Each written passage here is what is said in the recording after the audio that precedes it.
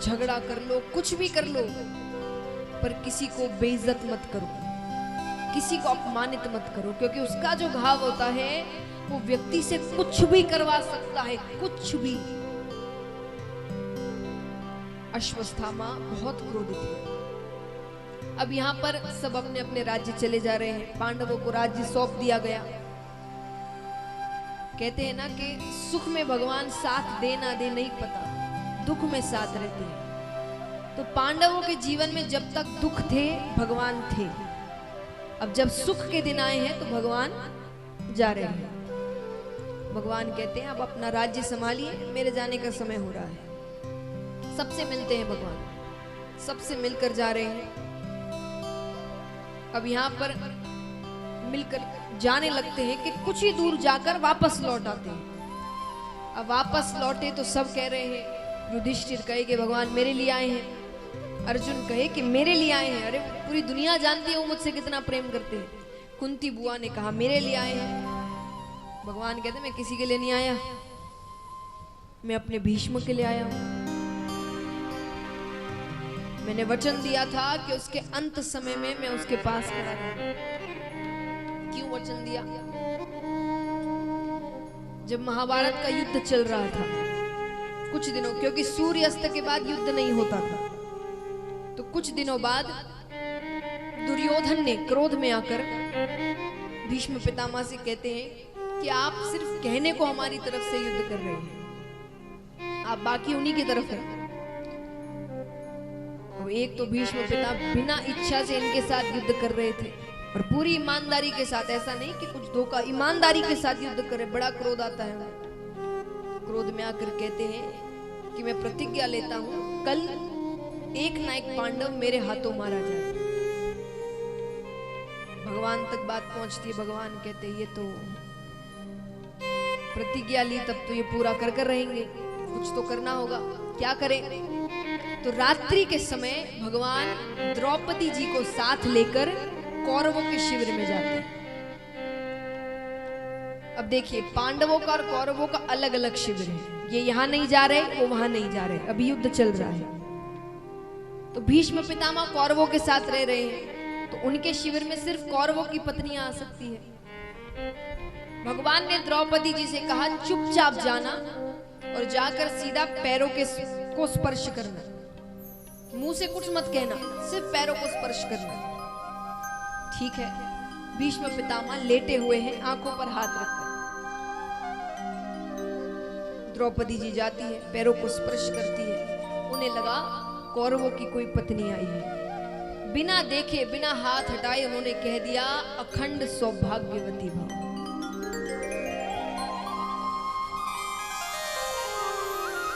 लेकिन आशीर्वाद देते ही तुरंत हाथ हटाते हैं कि सामने कौन है।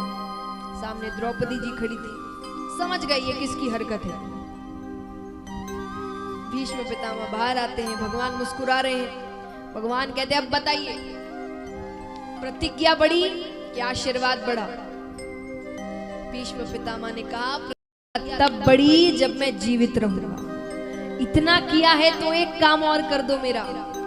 बोले कैसा काम? बोले कल अर्जुन से कहना शिखंडी को सामने रखकर मुझ पर बाण चला, मुझसे अब और नहीं होता है।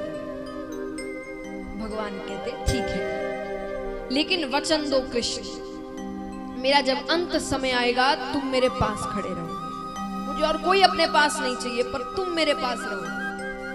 तब भगवान वचन देते हैं कि आपके अंत समय में मैं आपके पास खड़ा रहूं।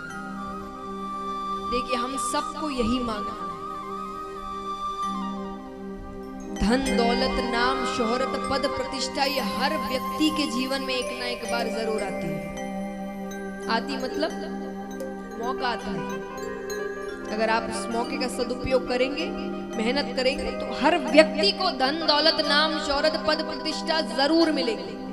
हर व्यक्ति को भगवान सबको एक बार जीवन में ऐसा मौका देते हैं, बस उसका सदुपयोग करने की देर है।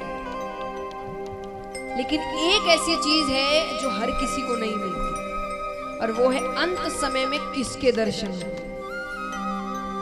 अधिकतर को यमराज ही पकड़ कर लेकर जाते हैं। भगवान शायद ही किसी को लेने आते हैं। सबको यही मांगना है कि जीवन की चीजें तो हम कर्म अनुसार कर लेंगे, जीवन इसीलिए तो मिला है, मेहनत करनी है, कार्य करना है, नाम कमाना है, परिवार चला, ये सब कर लेंगे।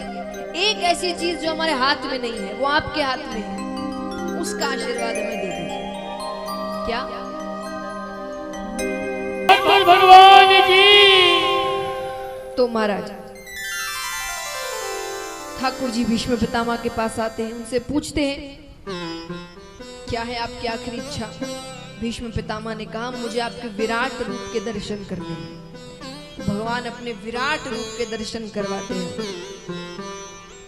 उसी को देखते देखते भीष्म पितामह की मृत्यु हो जाती है, उनकी आत्मा भगवान के अंदर लीन हो जाती है। अब भगवान फिर जाने लगते हैं। अब यहाँ पर अश्वत्थामा वो बदला लेना चाहते थे, तो पांडवों की बहू उत्तरा, उनके गर्भ में पांडवों का आखिरी अंश पल रहा है। 5 पुत्र तो मारे गए, आखिरी अंश उत्तरा के गर्भ में पल रहा था। राजा परीक्षित, अश्वत्थामा ने उनके गर्भ के ऊपर ही ब्रह्मास्त्र चला दिया।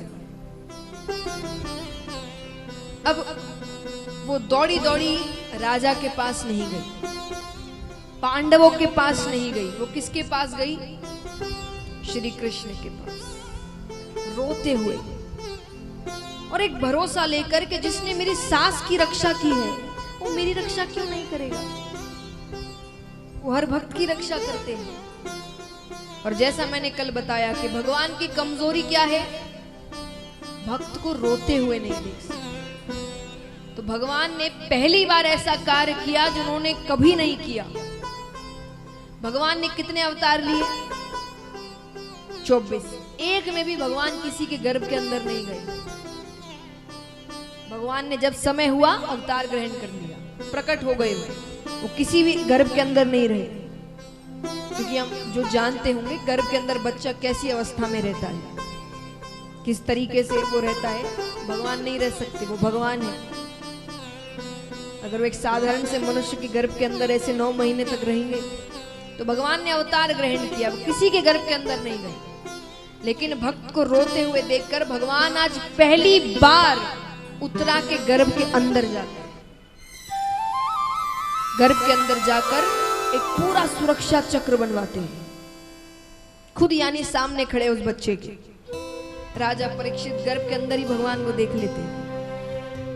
भगवान उन्हें आशीर्वाद देते हैं। वो ब्रह्मास्त्र विफल हो जाता है क्योंकि सामने भगवान खड़े हैं। फिर भगवान गर्भ से बाहर आ जाते हैं। अब भगवान तो यहाँ पर चले जाते हैं। राजा परीक्षित बड़े होते हैं, उन्हें राज सिंहासन दिया जाता है, राजकाज संभाले। पांडव इत्यादि सब राज छोड़कर जा चुके हैं। राजा परीक्षित अब राज्य संभालते हैं। कुछ वर्षों बाद उनके खजाने की सफाई हो रही थी, राज्य के खजाने की। तो अब देखिए, राज्य राजा का होता है, यानी वो राज्य वर्षों से चला आ रहा है। जो जो राजा बनता गया राज्य उसका होता गया। तो खजाना कितना बढ़ता है, हर राजा के खजाने उस खजाने में पड़े। राजा खत्म तो राज्य खजाना सब हट गया उसका, वो दूसरा जो राजा आएगा वो सब उसका। तो खजाने की सफाई हो रही है तो उसमें से एक कीमती मुकुट निकलता। मुकुट भी कैसा, हीरे जवाहरात जड़े हुए हैं उस मुकुट में। वो मुकुट जरासंध नामक एक राजा का था।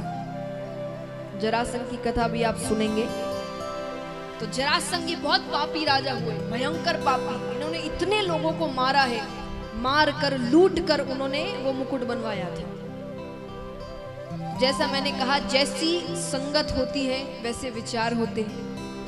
तो मुकुट साफ करके राजा परीक्षित को पहनाया गया। वो जैसे ही पहनते हैं कि उनके मन में हिंसक भाव आने लगते हैं। इतने वर्षों में पहली बार राजा परीक्षित कहते हैं आज शिकार खेलने चलते हैं।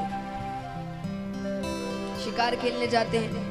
अब बीच रास्ते में वो देखते हैं एक शूद्र एक पैर के बैल को लाठी से मार रहा है और नीचे एक गौ माता है अधमरी हालत में, उसे वो हर थोड़ी देर में पैर की जोर से ठोकर मार रहा है।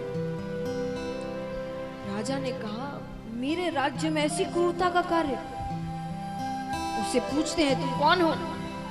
उसने कहा मेरा नाम कलयुग है। कौन है? बोले ये बैल कौन है? बोले ये धर्म है, इसके एक ही पैर है। बोले क्योंकि धर्म के कई लक्षण होते हैं, लेकिन वो कुछ लक्षण कलयुग के लोग कर ना पाएंगे, वो एक ही लक्षण कर पाएंगे। कौन सा? बोले दान।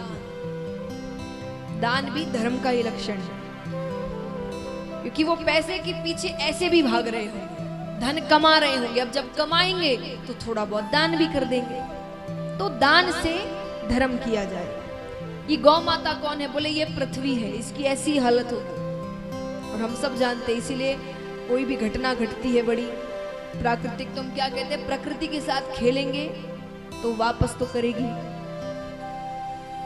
तो इसीलिए कहा गया कि पृथ्वी की हालत कलयुग में ऐसी रहेगी। राजा ने कहा ऐसा समय आने वाला है तो तुम्हारा तो मर जाना ही अच्छा है, अभी मैं अभी मार दूं तुम्हें। उसने कहा मुझ में लाख अवगुण है, पर एक ऐसा गुण है जो किसी युग में नहीं था। कौन सा गुण? कलयुग में केवल नाम लेने से भगवान मिल जाता है। कलयुग केवल नाम आधारा। कलयुग में आप सिर्फ भगवान का नाम जप भी करेंगे ना, आपको भगवान मिल जाएंगे सच्चे मन से। पहले तो आपको तपस्याएं करनी पड़ती थी वर्षों, संसार से दूर। कलयुग में ये करने की जरूरत नहीं, नाम लेने से भगवान मिल जाते हैं। राजा परीक्षित ने कहा ये तो बहुत अच्छा गुण है, लेकिन तुम मेरे राज्य में नहीं रह सकते। कलयुग ने कहा पूरा तो आपका ही राज्य है, आपने सब तो जीत लिया, मैं कहाँ रहूं? बोले वहां रहो जहां मदिरापान होता है, जहां नशा होता है, जहां चोरियां डकैतियां होती है, धोखा दिया जाता है। अब मन में कलयुग कहेगा ये सारे प्लॉट तो मैंने पहले से ही बुक करके रखे हैं। कलयुग ने कहा ठीक है मैं यहाँ चला जाऊंगा, लेकिन एक स्थान मुझे मेरे मन मुताबिक दीजिए। ये तो आपने दिया मुझे, आप जाने को कह रहे हैं, कोई एक स्थान मेरे मन मुताबिक होना चाहिए। कौन सा स्थान?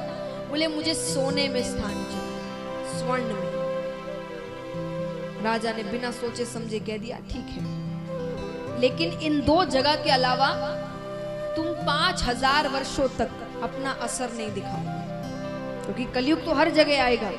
लेकिन उन्होंने कहा 5000 वर्षों तक इन दो जगहों के अलावा तुम अपना असर कहीं भी नहीं दिखाओगे।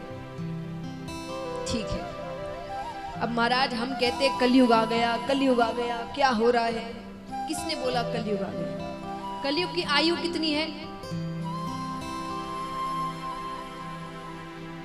5000 तो राजा परीक्षित ने मांगे थे कि अपनी आयु में से 5000 घटा दो, इतने वर्षों तक अपना असर मत दिखाना कि किसी को पता ही ना चले कि तुम हो।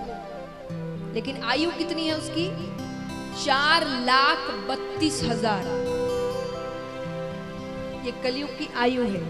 और अभी कितने वर्ष हुए हैं मैं एग्जैक्ट नहीं बता सकती, पर 5120 वर्ष के आसपास हुए हैं। तो 5000 तो राजा परीक्षित ने मांग लिए थे, उसमें से बचे 120। तो कहां कलयुग तो एक बिंदु मात्र आया है। इसकी आयु 4,32,000 है, वो कितने वर्ष का हुआ अभी? सोचिए अभी अगर ये हाल है तो जब वो यौवन अवस्था प्राप्त करेगा तब क्या होगा? तब संसार कैसा होगा? अभी तो कुछ कलयुग नहीं आया, अभी आएगा। तो यहां पर लेकिन दो जगह उन्होंने मांग लिए थे। कौन से दो जगह? एक जो चोरियां डकैतियां नशा इत्यादि होते वो, और एक स्वर्ण। अब राजा भूल गए कि उन्होंने खुद ने सोने का मुकुट पहन कर रखा है। कलयुग प्रवेश कर गया। अब वो शिकार खेलते, खूब शिकार खेलते, करते करते करते भटक जाते हैं। प्यास, कुटिया दिखती है दूर से, अंदर जाते हैं, वहां एक ऋषि तपस्या कर रहे हैं। अब जब आप तप में रहते हैं आपको नहीं पता कौन आया कौन गया, कौन कुछ कह रहा है, कुछ भी नहीं पता होता है, आप होश में ही नहीं रहते एक तरीके से। तो वो 3-4 बार कहते हैं कि मुझे प्यास लग रही है, थोड़ा जल दीजिए। ऋषि सुन नहीं पा रहे। तो नीचे एक मरा हुआ सर्प पड़ा था। राजा परीक्षित ने वो सर्प उठाया और ऋषि के गले में डाल दिया। चले जाते हैं। ऋषि के शिष्य ने वो दृश्य देख लिया। वो जाकर ऋषि के पुत्र से कहते हैं पता नहीं कौन था पर दिखने में कोई राजा सा लग रहा था, उसने ऐसा ऐसा किया तुम्हारे पिता के साथ। बेटे ने बिना जाने बिना समझे वहीं खड़े खड़े कह दिया, जिसने भी ये हरकत की है मैं उसे श्राप देता हूं, अगले 7 दिनों में तक्षक नाग के डसने पर उसकी मृत्यु हो जाए।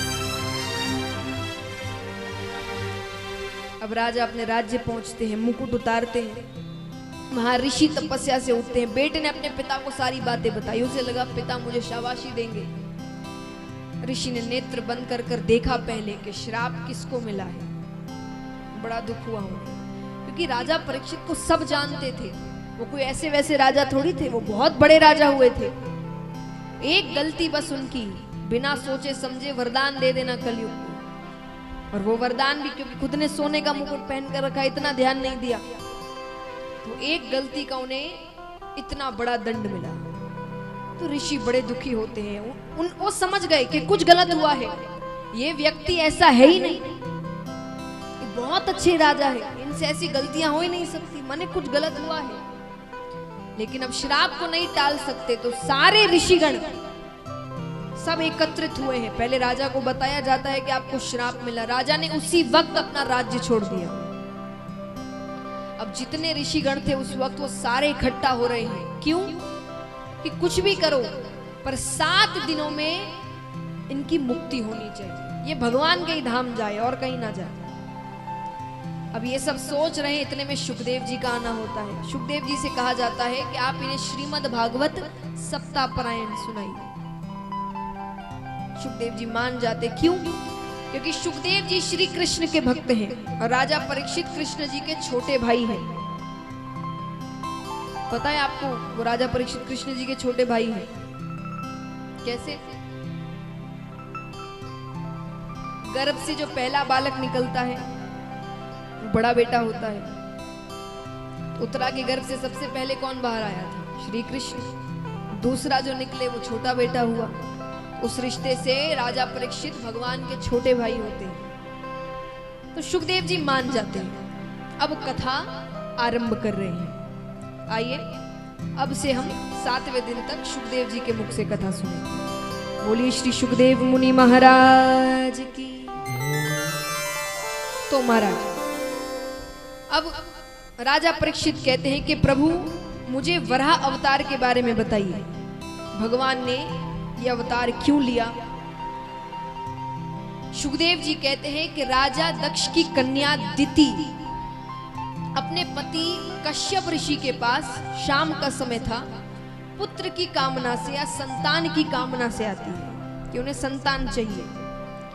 पति ने कहा यह समय सही नहीं है, हर चीज के लिए समय दिया गया है, ये समय पूजा पाठ का समय है, शाम का समय पूजा पाठ का समय होता है। क्यों? 2-3 कारण हैं। पहला कारण, हमारे हिंदू समाज में इस समय को जो शाम का समय होता है 5:30-6 बजे का समय, इसको हिंदू समाज में गोधूली बेला कहते हैं। क्या कहते हैं? मतलब ये तब बनाया गया था जब श्री कृष्ण गैया चराते थे। इस समय वो गैया चराकर घर लौटते थे, तो गैयाओं के पांव से जो धूली उड़ती थी उस समय को मान लिया गया था गोधूली बेला। अब वो घर लौटते थे तो घर लौटते यशोदा मैया उनका लाड़ चाव करती थी, उनको भोजन खिलाती थी। हम भी आरती करते जब शाम की भगवान को भोग लगाते हैं, तो इस समय माना जाता है कि भगवान जो घर में लड्डू गोपाल को रखते हैं कि भगवान घर लौट रहे हैं काम से अपने, तो घर लौटेंगे तो आपका काम है आप उनका लाड़ चाव करें, उनको भोग लगाएं।